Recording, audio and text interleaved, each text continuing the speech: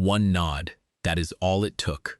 No raised voice, no argument, no heated exchange in front of cameras or crowds.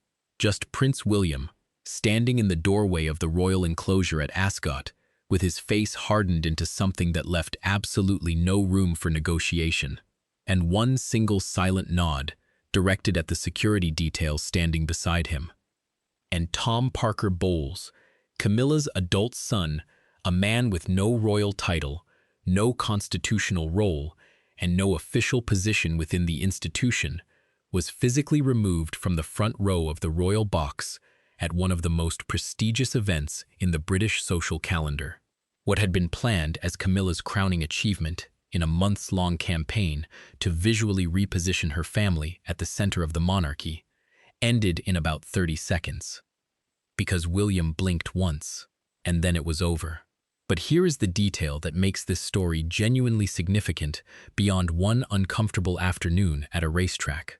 The confrontation at Ascot did not start with Tom Parker Bowles sitting in the wrong seat. It started weeks earlier, with a plan, a deliberate, carefully constructed attempt to alter the visual hierarchy of the British monarchy before the transition of power made it impossible to achieve. And the moment that plan collided with Prince William, it did not bend. It shattered. Welcome to the Marquee Report.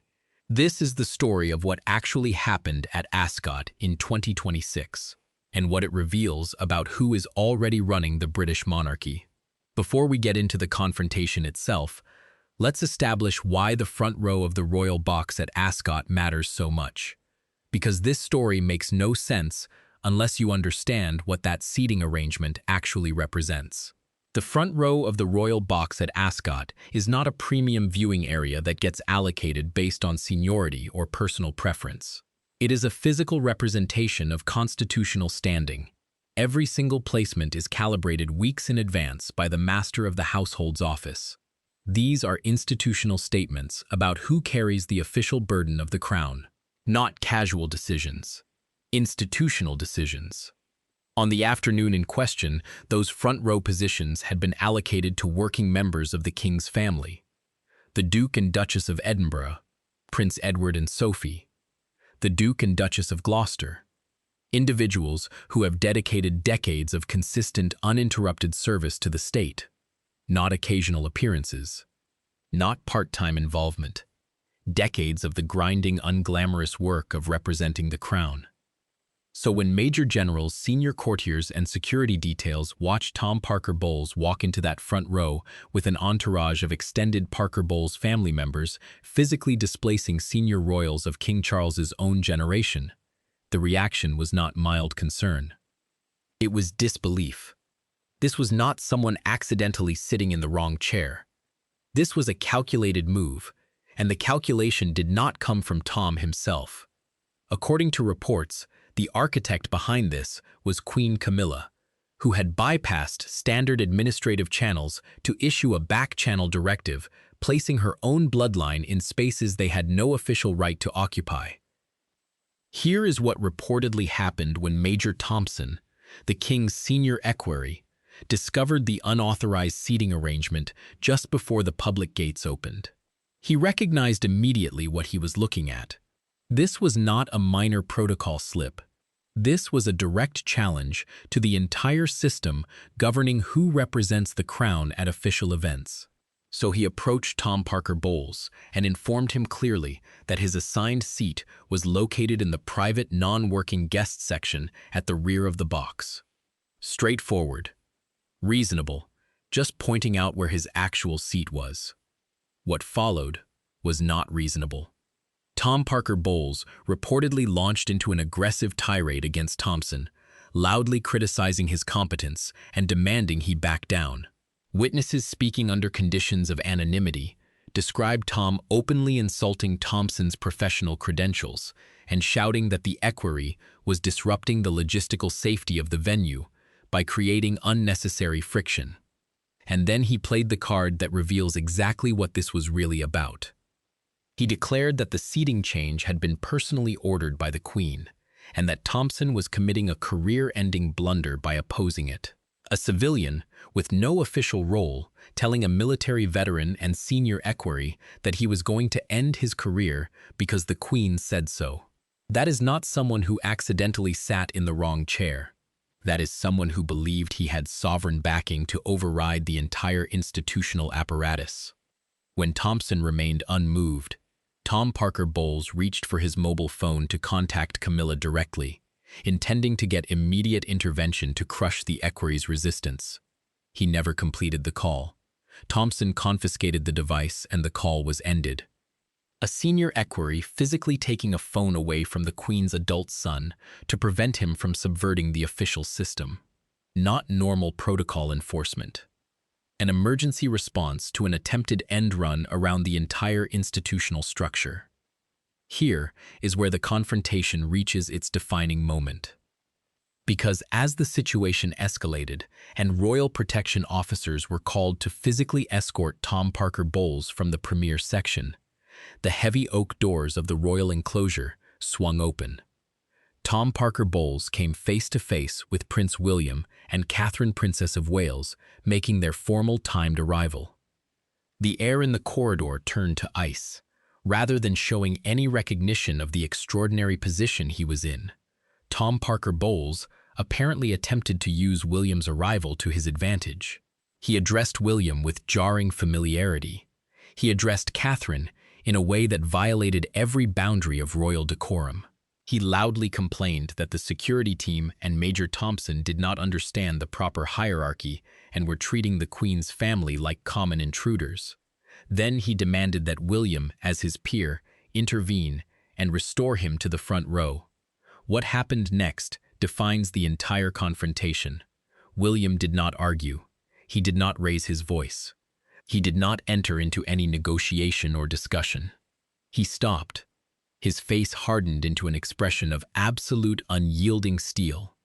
Beside him, Catherine remained perfectly poised, her eyes locking onto the security detail with complete clarity. And then William gave one single imperceptible nod to Major Thompson and the protection team. That was it. One nod, no words.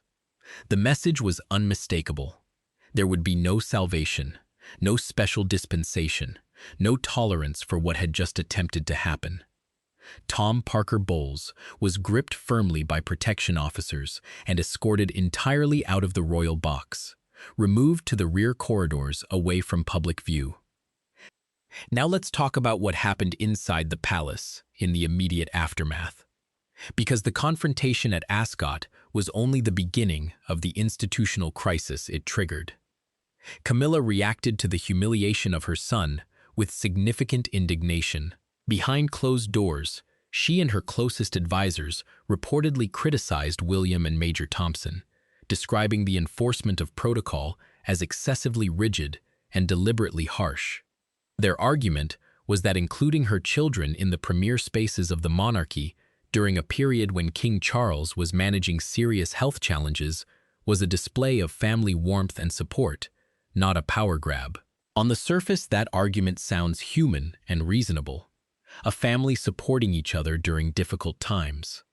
But the traditionalist voices firmly aligned with William saw something completely different. They saw a calculated manipulation of the king's vulnerability. Their concern was not whether Camilla loves her children. The concern was about what happens to the visual language of the monarchy when civilians with no constitutional duties repeatedly occupy spaces reserved for the sovereign's official representatives. And then Camilla made the decision that sent shockwaves through the entire royal apparatus. When it became clear that William would not reverse the security team's actions, she abruptly departed Royal Ascot. An unscheduled exit that threw the afternoon into administrative chaos. Never in modern royal history had a reigning queen consort walked out of the crown's most important annual social showcase to signal a personal grievance.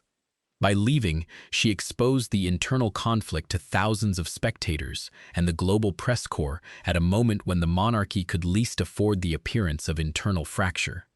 Here is where Catherine's role in this story becomes genuinely significant. Because while Camilla's departure created a public relations crisis, Catherine stepped into the vacuum and held the public facade together. While the internal machinery of the palace was spinning into frantic panic, Catherine maintained absolute composure. She engaged with guests. She smiled warmly at racing officials. She maintained the traditional rhythm of the afternoon, as though nothing extraordinary had occurred. Her presence created a strategic shield that gave the palace communications team a window of time to manage the narrative before it became a full public scandal. Insiders close to the princess were clear about something important. Catherine's public composure was not neutrality in the underlying dispute. She completely agreed with William's position on the institutional boundaries. She agreed entirely that the front row must be preserved exclusively for those who carry out the official work of the state. Her approach simply differed tactically from her husband's.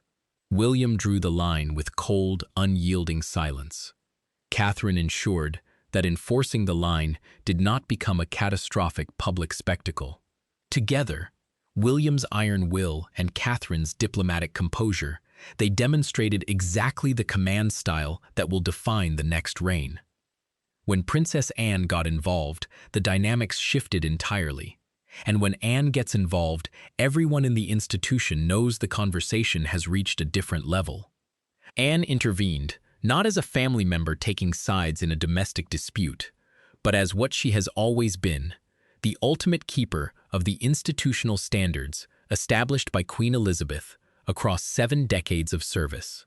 In a series of high-level confrontations with senior courtiers attached to Camilla's office, Anne openly and fiercely expressed her absolute dissatisfaction. She made explicitly clear that the actions of Camilla's entourage were an unacceptable breach of the protocols that the public's respect for the core monarchy depends upon. With Anne lending her moral authority to William's position, the traditionalist faction possessed an advantage that Camilla's advisors could no longer dismiss as youthful oversensitivity or institutional rigidity. King Charles was ultimately forced to act. By the first days of June 2026, he introduced what is being called the Slim Down Mandate, a formal administrative decree codifying royal appearances with absolute clarity. Only working royals who have taken constitutional oaths and dedicated their lives to state service are permitted to occupy the core symbolic spaces of the monarchy. The central rows of the royal box, the balcony of Buckingham Palace, official state portraits, strictly reserved for the working corps. Additionally, Tom Parker Bowles was formally restricted from providing media commentary on Royal Health Palace logistics or institutional policy, stripping him of the perceived insider status he had been quietly constructing through television appearances.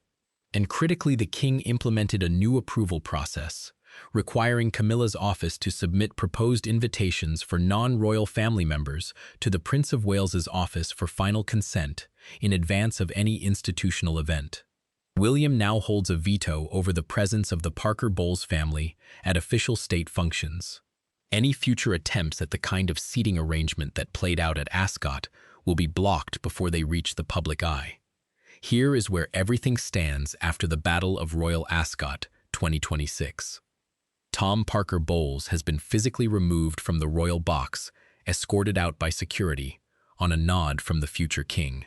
Camilla walked out of the most prestigious event in the royal social calendar in a visible display of non-cooperation. Princess Anne intervened with the full weight of her institutional authority. King Charles issued a formal slim-down mandate that dismantles Camilla's strategy of gradual family integration. William now holds a veto over Parker Bowles' family appearances at official events. And Catherine held the public face of the monarchy together while the crisis played out behind the velvet ropes. This was never a seating misunderstanding at a horse race. This was a profound turning point in the transition of power from one reign to the next. Camilla's campaign to position her bloodline at the visual center of the monarchy collided with a future king who had decided exactly where the lines would be drawn, and was entirely prepared to enforce them in public. The message from the corridors of the royal enclosure is absolute. The era of William is not approaching. Based on everything that just happened at Ascot, it has already begun. This has been the Marquee Report. Subscribe and hit the bell so you never miss what comes next. See you on the next one.